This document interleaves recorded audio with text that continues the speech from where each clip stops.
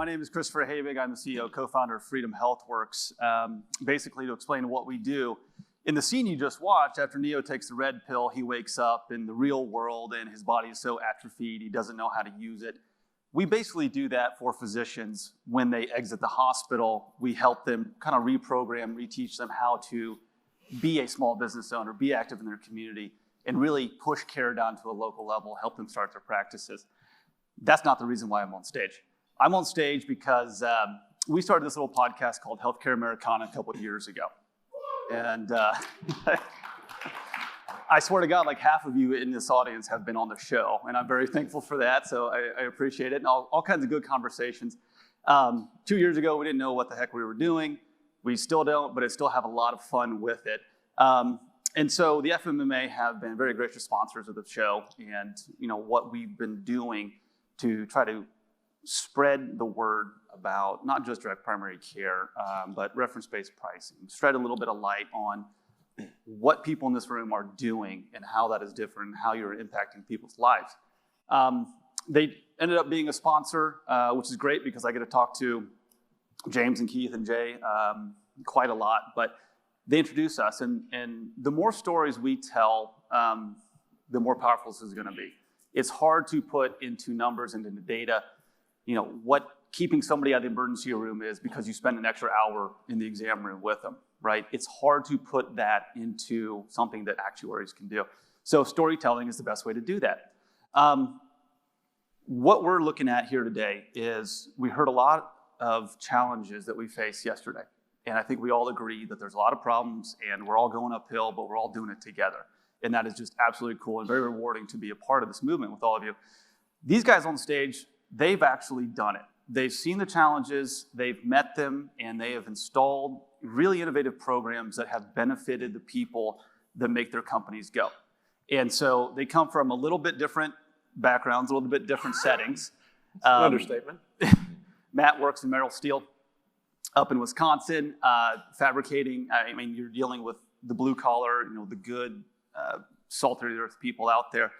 And then we got Mark Burt, who deals with how many attorneys? The salty earth. The saltiest of the earth. Yeah, we've got about 90 lawyers, about 160 employees. And so you can see, wow, okay, how are the parallels there between steel workers and attorneys? But what these guys have done is really innovative and very, very inspiring. So with that, Matt, tell us a little bit about what you do and really where you guys are right now. And then we'll hear from Mark and we'll get going. Okay. Yeah, I appreciate you having me this morning. This is very fun for me.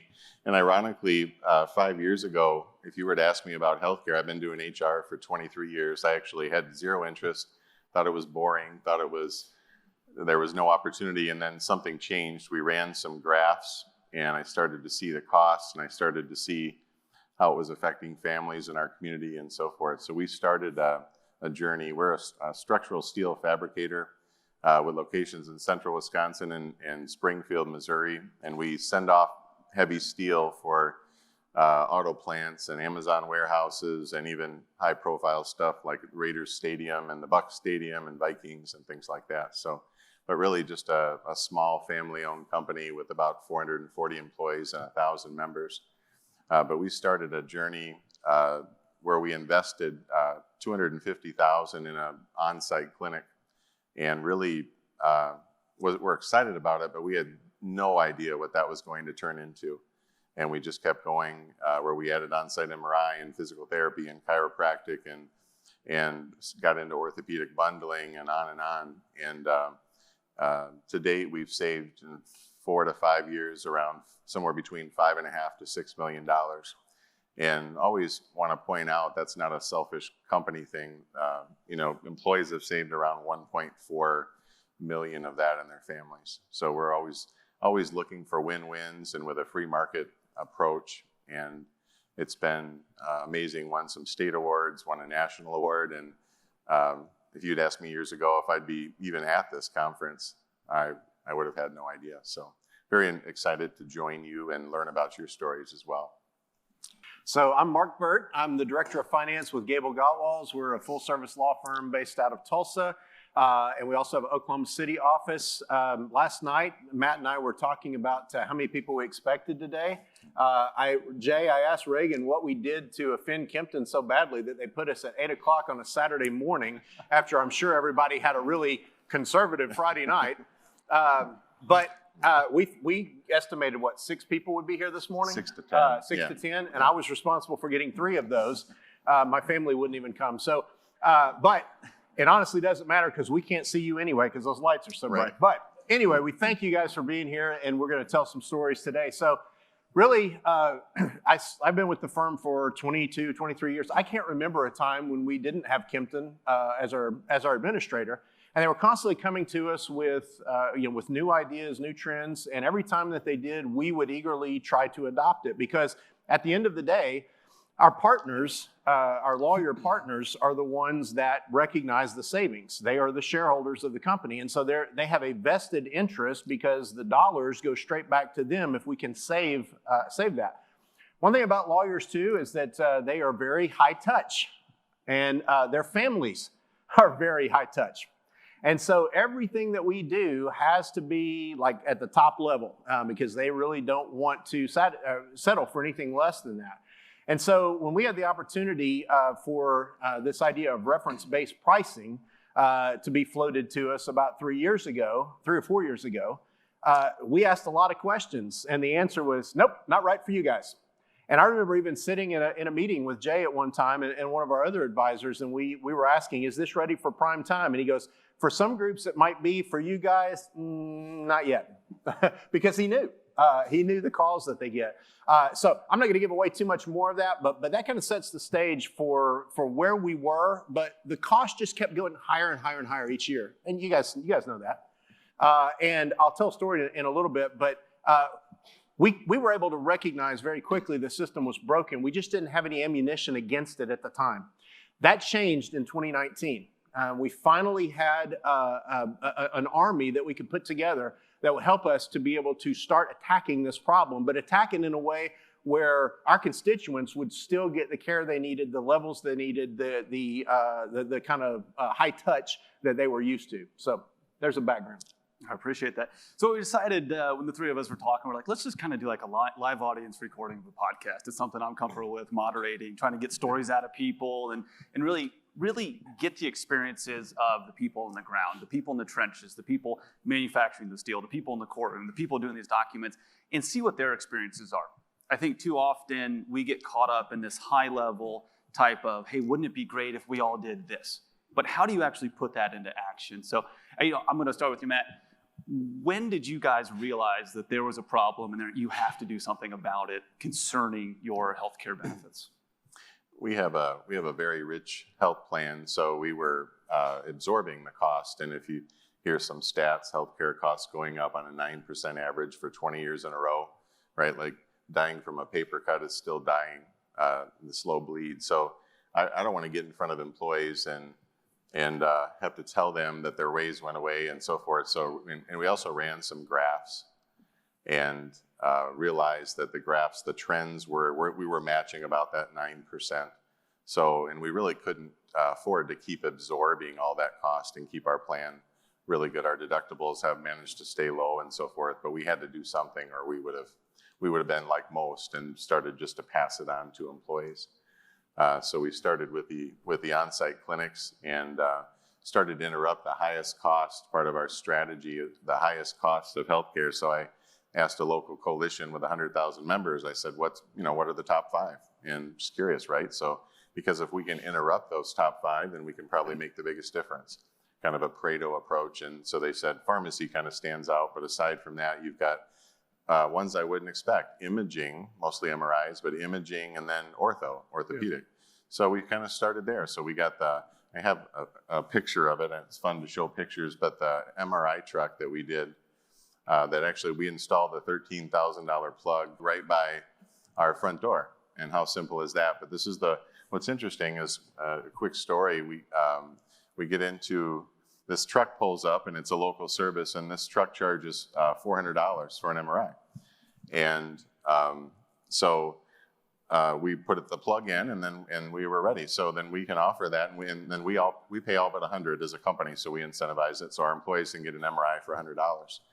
And what's really interesting is that same truck and that same driver who's the tech, and that includes the read, can pack up, put the gate up, and then drive 15 minutes north to our system, to one of the systems, and the cost goes from that to $5,000. I have the last receipt. And even, the red pill part, the truck is still charging $400. So that means our friendly nonprofit community hospitals are pocketing $4,600, and all they had was a plug. So those are some realities. This is our mobile clinic, and then there's the truck. It's the same. I think they're even throughout the Midwest. So you may have seen those trucks. And then so we drew up a strategy, and I'll kind of close this little answer with this. But you see the current and the future. So I had put together, by the way, I'd put together a 5-page strategy. I just thought it was just magnificent and a masterpiece, and I was so excited. All words, Microsoft Word, and small print. And I sent it off to think about everybody in healthcare I knew. I was really pumped about it, and I mean, within the company, Keith, everybody I knew in healthcare, all of our partners, and you can guess how many responses I got from that wonderful strategy. None, actually, not even anyone in my department. So I was kind of scratching my head, complete crickets. So then I said, this is too good. I'm missing something. So we have a person on our team that is a gifted artist. So I drew my stick figures on the whiteboard and, said, hey, can you make this look right? So, but this was a depiction of where we are, or were, past tense now. And it's this notion that, there's no exits. It's the broker, by the way, if there's brokers in the room, or talk to your broker, right? But be careful that they don't have a conflict of interest, that they're not being paid to incentivize the wrong things or give you bad advice. But we were on the narrow highway to the 4 systems. So happens to be our 3rd biggest cost. Our first is employees, second is steel, and then third. Some companies it's second, right? But it's one of our top costs. And it's amazing to me how much we manage, like how much energy we put into the purchasing of steel. And if I buy a $300 vacuum for our custodial staff, I have to get 3 quotes.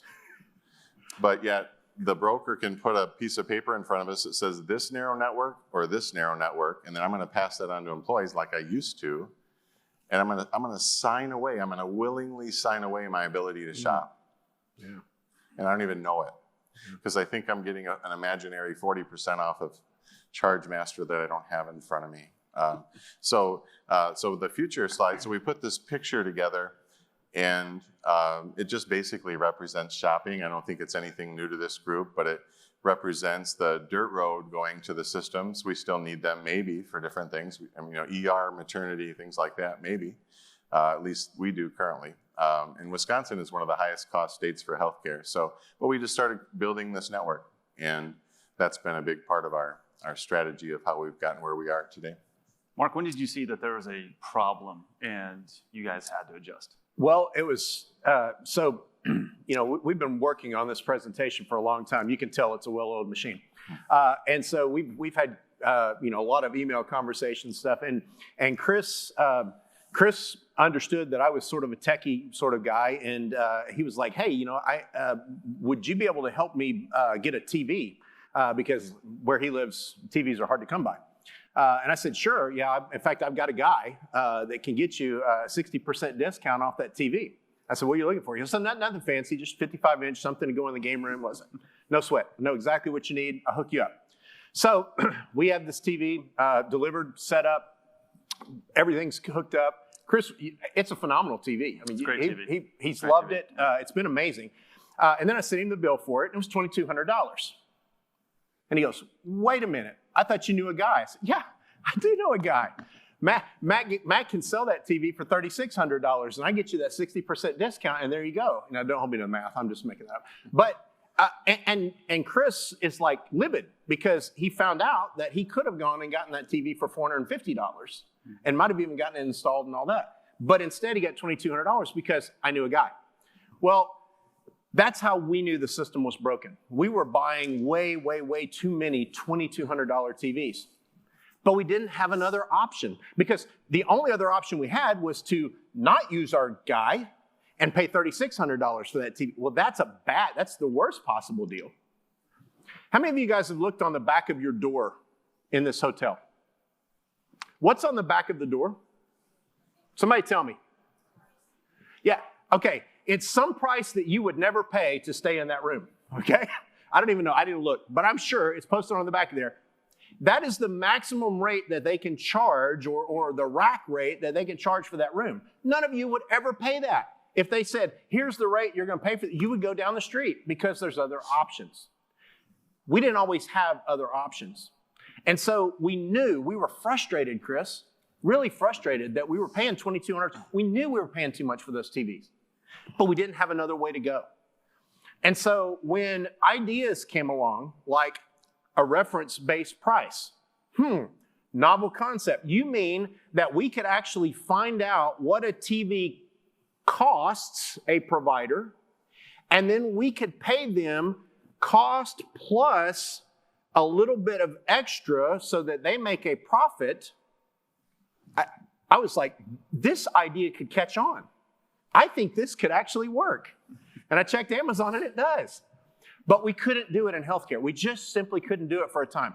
In 2019, that changed because we, for the first time, had the right kind of support and the right kind of system put in place for us to be able to say, all right, now we believe, not smoothly, it's not an easy button, but we believe that we can now put together a fair model where the providers who are providing the care we desperately need, they're gonna make a good margin. We're not trying to lowball. We're not trying to cheap them. We want them to be profitable. We want them to stay in our communities. We want them to be able to hire the best nurses and physicians. We want them to be profitable. Hear me clearly on that. If you're a provider out there, a reference-based price, we want you to be successful. Because when I need my knee replaced, I want great physicians in my area to do that. We just don't want to pay $2,200 for a TV. And so that was the exact story that I had to tell, because you'd think lawyers would read words. If it's not billable, they're not reading it. So we had to tell stories. And Melissa, Nance, and I have told this story about, 2,800 times. That's why I'm really good at it. But it got the message across. Because all of a sudden they started being able, even attorneys could piece this together and say, wait a minute, whose pocket is that coming out of? Oh, mine. Okay, you've got my attention. So that was how we knew there was a problem. And you two are working with, again, we said the salt of the earth and the saltiest of the earth. So you're looking from blue collar to white collar, but yet there's a lot of similarities that if these guys aren't working, they're not earning anything. And so as an employer, you want them to be as productive as possible. So you realize there's a problem, whether it's expensive TVs or whether it's, I'm terrified of passing cost on to my employees because frankly, the wage is going to be compressed, and I think that's something we all understand here. When did you start having the conversations? Who was that with, and how scary was it? I'll go to Matt first. As I mentioned, most of what I know about healthcare, I learned in the last 5 years, surprisingly. But I started having conversations with what was our current broker. From 20 to 21, we switched. We started in 2016, but we switched everything but dental and 401k.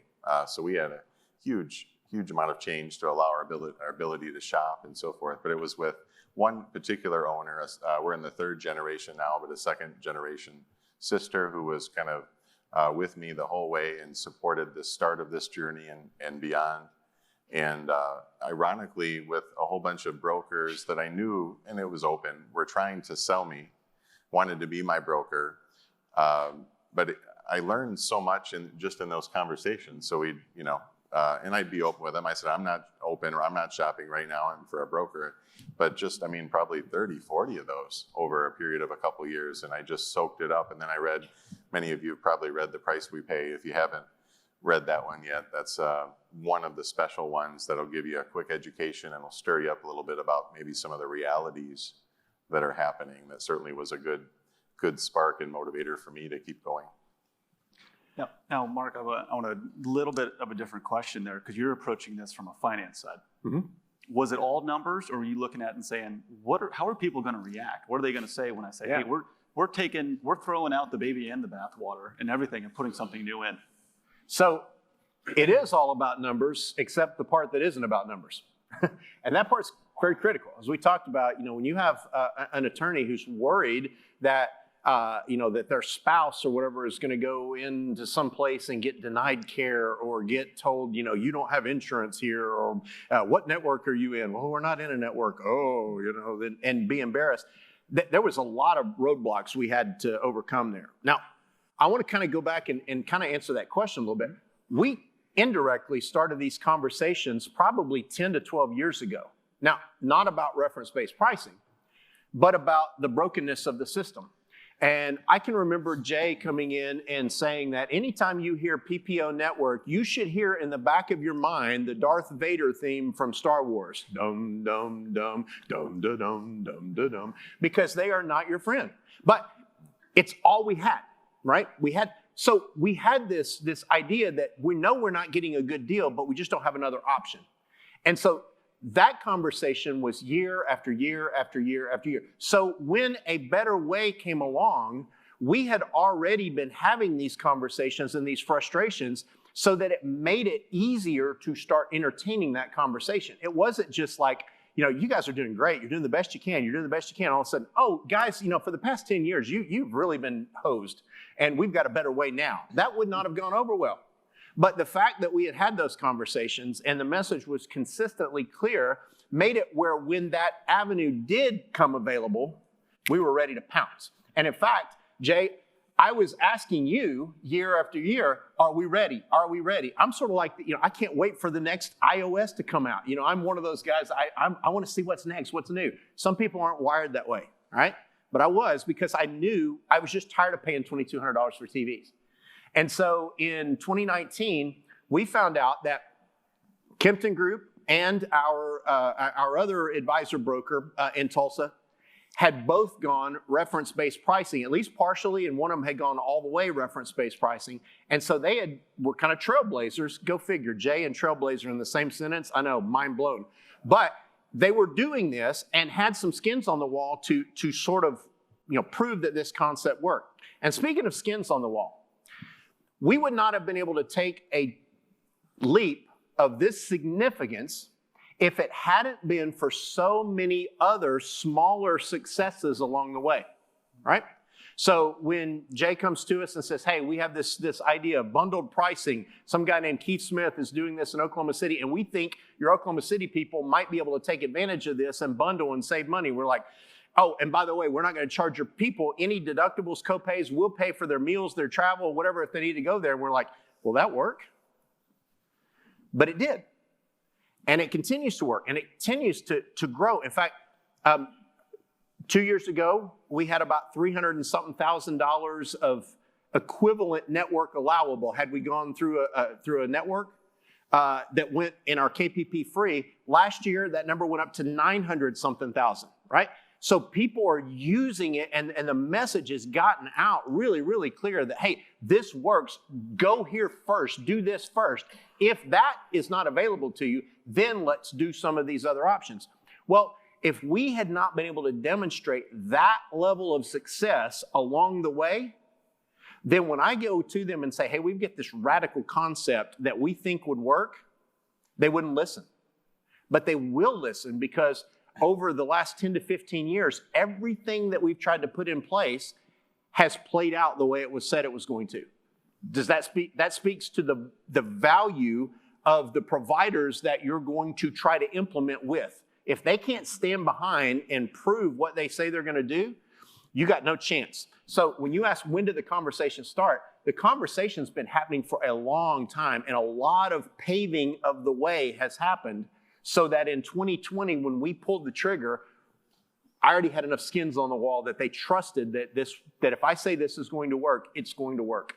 I love what you mentioned about the springboard mentality. There's a lot of bricks out there that were laid that enabled you to then therefore take advantage of it. I think we're seeing that right now from an industry standpoint, is that there's a lot of momentum behind it. I think everybody acknowledges that we're still small. We have a long way to go, but the sacrifices and the innovations that were happening 25 years ago are enabling really complex programs that people are just not very comfortable with because they don't know about it, right? Education's still a big hurdle, but being able to use that as a springboard moving forward, we're in a good place for that at this point in time. So, Matt, coming from your company, what was that conversation like? Was the C-suite, was the ownership conversation different than what you tell everybody in the trenches, the boots on the ground? How did you describe that to them, and what was their reaction on both levels? Mm-hmm. Yeah, it started out with that one owner, and then there was a formal proposal, which is a little bit humorous. Actually, I went back and looked at it, and it was, we save $8,000 on drug costs, and so we, we're trying to put everything through the clinic. We never expected all that we got.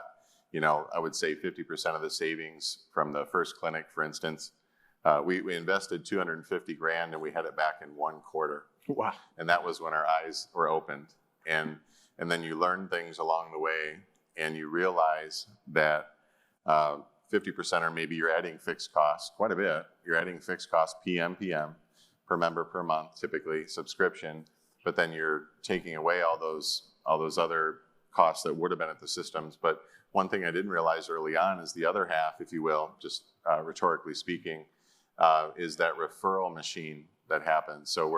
So primary care, I don't know if systems make a lot of money on primary care. I'm guessing not, but it's the funnel. It catches everybody.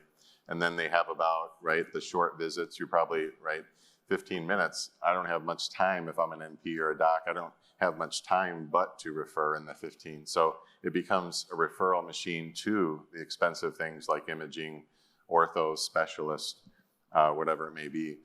So those were the early discussions with, to answer your question, with employees. It's a same story, but maybe a little different angle. I've used examples like literally Best Buy and TV, just like Mark, and Amazon, how we're natural shoppers, somebody said yesterday, right? So Amazon, you look at the stars for quality and you look at the cost, and you don't buy something with 2 stars, I bet, right?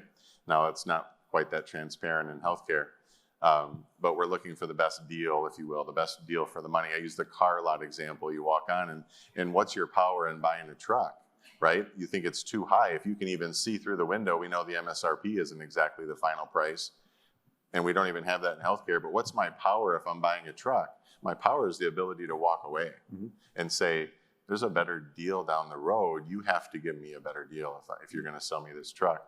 And so that healthy competition, it makes them be better, and it makes them be better on their quality and their cost and so forth.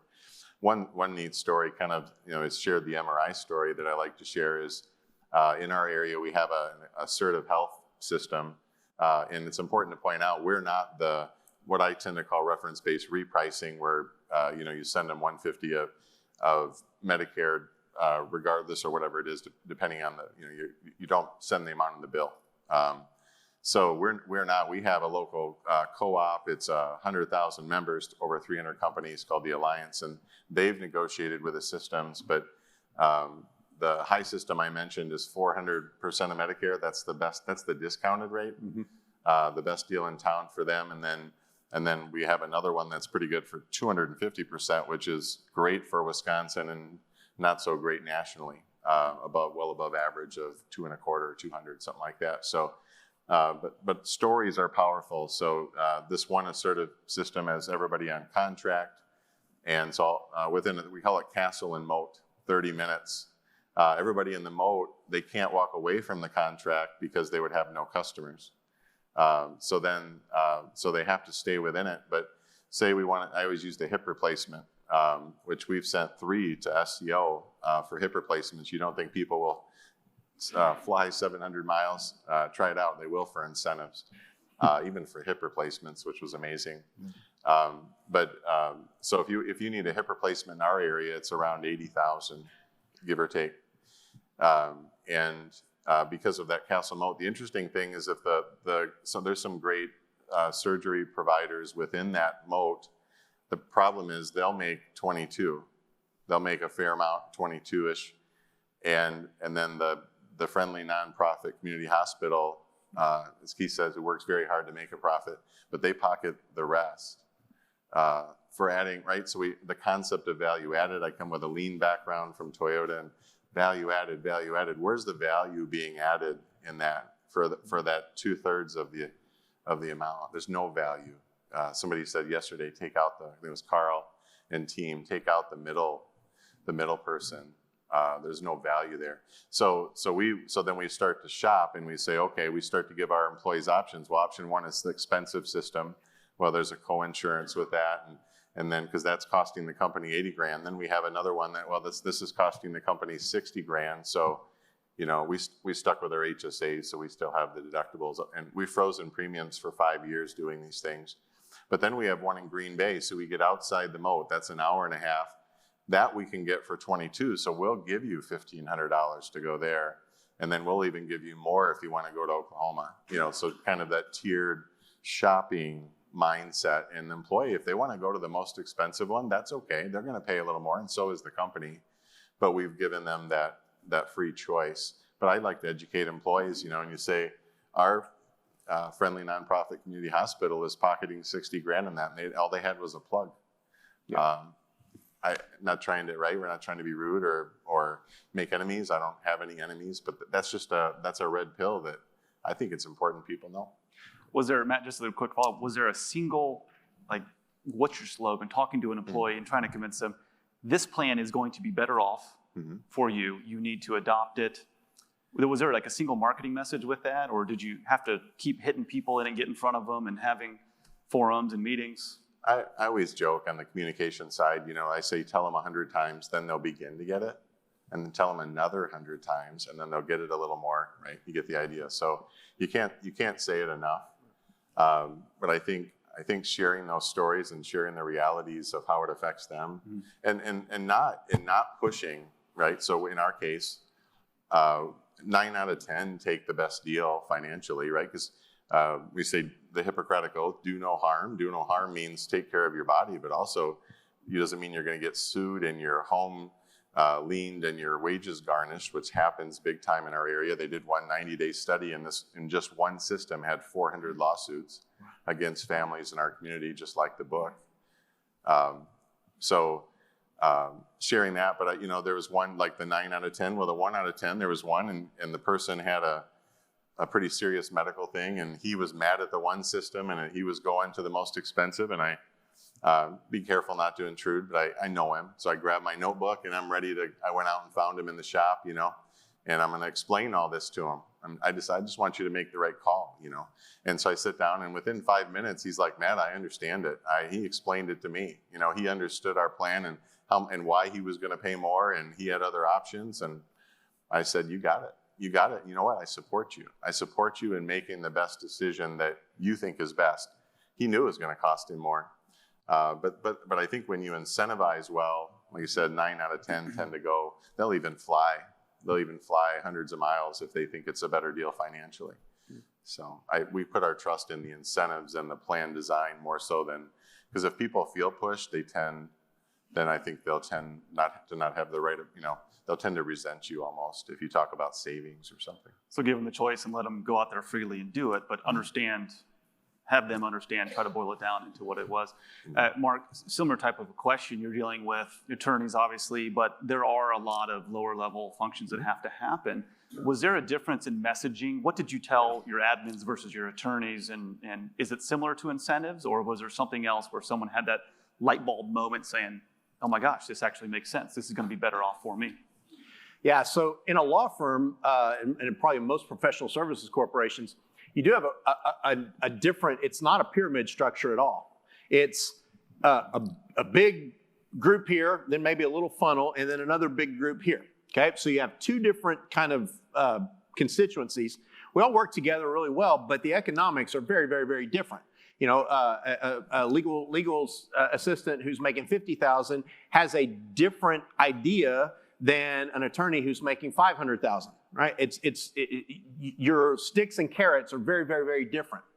But we made the decision that we were going to have them all in the same room when we did our trainings, okay? We weren't going to do two separate trainings and have two different messages. We were going to have a consistent message. But the message hits home at different levels. Because if we can tell a legal assistant that, hey, all of a sudden now you are not bound to a network. You can go and see any provider that you want anywhere. You have a son going off to college. You don't have to go and check in that town and say, are there any providers that are in my network in case they happen to get injured, playing flag football or something like that. No, you just go get care wherever you need it, and the plan will take care of it. Also, because the price we're going to be paying as a reference-based price is lower, then guess what? Your co-insurance is going to be lower. You may not even hit some of your deductibles. The likelihood that you're going to hit your max out of pocket is a lot less. That resonates with a legal assistant, but here's the biggest thing that resonated with them. If we don't change something, we are going to have to pass more of this to you. But we haven't done that. In fact, we've still maintained our grandfather plan status. Now, people say, is that even a thing? Yeah, it is a thing. And the reason that we're able to do that is because we have not increased costs and we have not decreased benefits. Even through all of this difficulty, we've maintained that. So every decision we make, Lori is very cognizant to say, is this going to impact their grandfather plan status? So because of that, because we've not passed more to them, we are having to take additional steps to be able to offer the same really rich benefit, but be able to try to achieve cost containment. So that's the message, and that message gets through loud and clear to that level. Attorneys, well, a little more difficult. Most of them are on what we call our high premium plan, which has a $200 deductible, a $10 copay. Now, how long does it take to eat up a $200 deductible? Well, one visit, right? So after that, what incentive does a lawyer have to try to do all these cost containment things that we're doing? Because they're like, it doesn't cost me anymore. And they're right, kind of. But what they don't see is on the back end, it costs them a whole lot more. And so that was the message that we had to get across. And that's why I came up with my TV story, was to try to almost make them upset. Let them understand that out of your pocket, out of your bonus, if we could start paying $500 for that TV instead of $2,200 and extrapolate that over all of our health care, guess what? Your bonus is going to be bigger. And they're like, that makes sense. Even an attorney can get it. So we had to message that way, almost at two different levels, but it's the exact same message. And you said, what's our slogan? Our slogan is, we don't want to pay the lowest price, we want to pay a fair price. And that's what we told them when we set our percent of Medicare reimbursements. We didn't set them at the bargain basement trying to rip off the healthcare system. We actually set them at a level where we should not get any balanced bills, because it is a great level. It's a great level for the provider, great level for the facility, great level for urgent care, emergency care. We've set those at a level where there should not be pushback, because the last thing we want is attorneys getting calls or their spouses getting calls from medical providers saying, hey, you still have a balance out there. We wanted to try to avoid that. Now, were we 100% successful? No, about 95, 96% successful. But we've had some pain points. We can maybe talk about that. But that's the messaging that we went across. And we've had to continue to reinforce that message. When we hit a bump in the road, we've got to remind people, why are we doing this? Why are we doing this? Why are we doing this? So Mark, a follow-up question here. When you're looking at, because right now in the general business community, it is all about retention and attraction. The labor shortages everybody knows about that, from restaurants all the way up to highly skilled labor. When you're in an interview, when someone's being interviewed to join your firm on any level, do they always ask the question, do you provide health benefits? At our level, they don't ask, do you provide health benefits? That's table stakes. They ask, how rich are your benefits? All right, because it's competitive.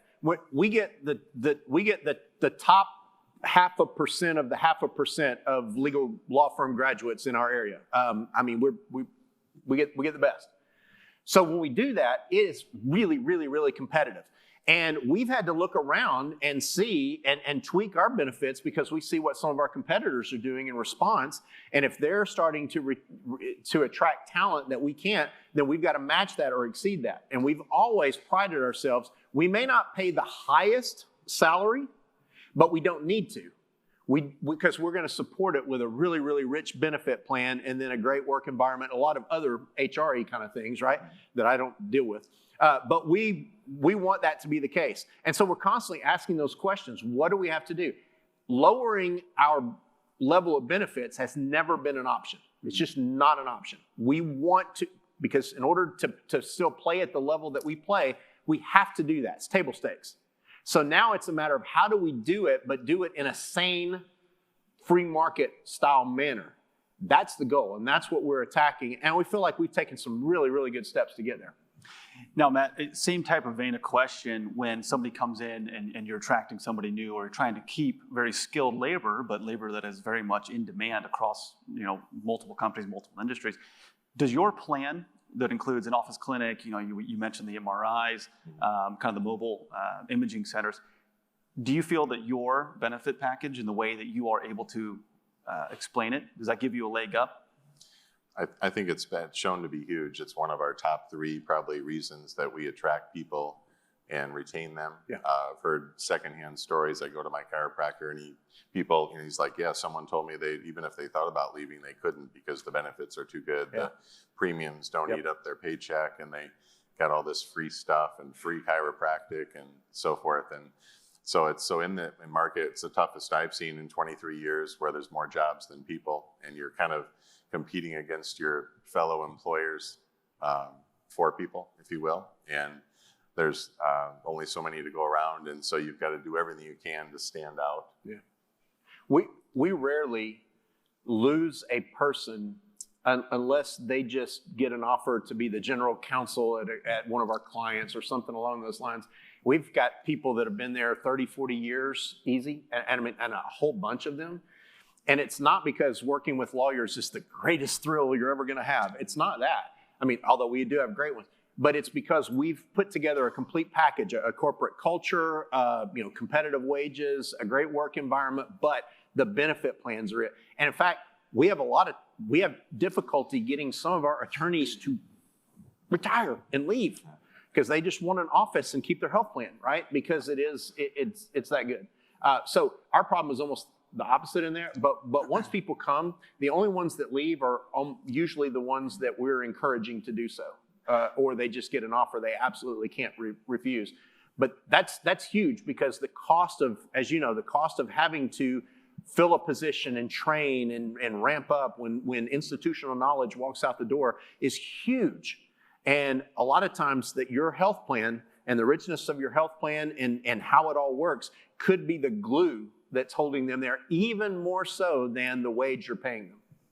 So using it as a competitive advantage, where a lot of companies will sitting here saying, they just kind of grit their teeth and say, oh my gosh, we got to provide health insurance or else we're going to get blown out of the water. You guys are sitting here saying, not only can we provide a great health package, but it's going to entice people to come our way, and it's not going to break the bank. That's the important part. Well, we hope not.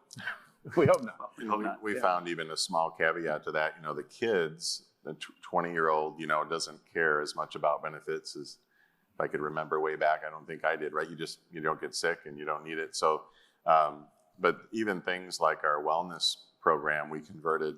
So I think wellness programs are mushy, but we run it through our clinic, and there's a big part at the beginning, the biometrics, and we do a health habits interview, we call it, and coaching and so forth, that I think isn't mushy. I think it's real. It gets them in the clinic for one, and then it gives them real feedback on their health.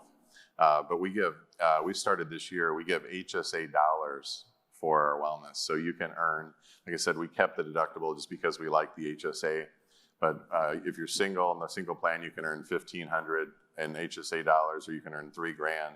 So you can wash away your deductible just by being a little bit active in the wellness, and kids should care about that. So we took away, used to be points or your premium went up and all these complexities, and just make it fun. So you got to do the minimum, you got to do that first part if you're in the wellness, but otherwise, if you're not active, you don't get free money, and if you are active, you do get free money, and it's lunch and learns and activities and simple things like send a picture when you're mowing the grass or cutting wood, and that'll get you $25, and you can do that so many times. And so just kind of catering, not just to the family members, but even the kids as well.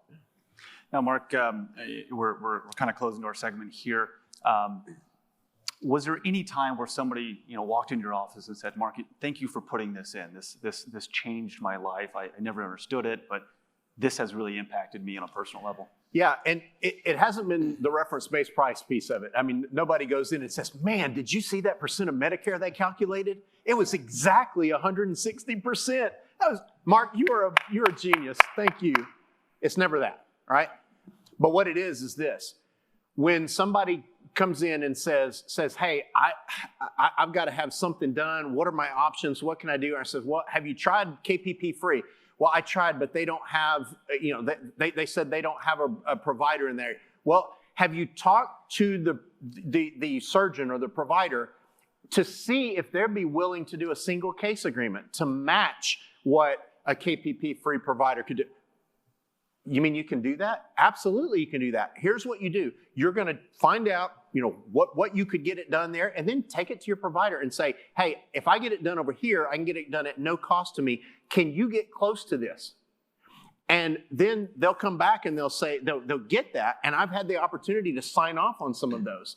And when I do, then they come back later and say, "That worked amazing. I got the surgeon I wanted at the place I wanted.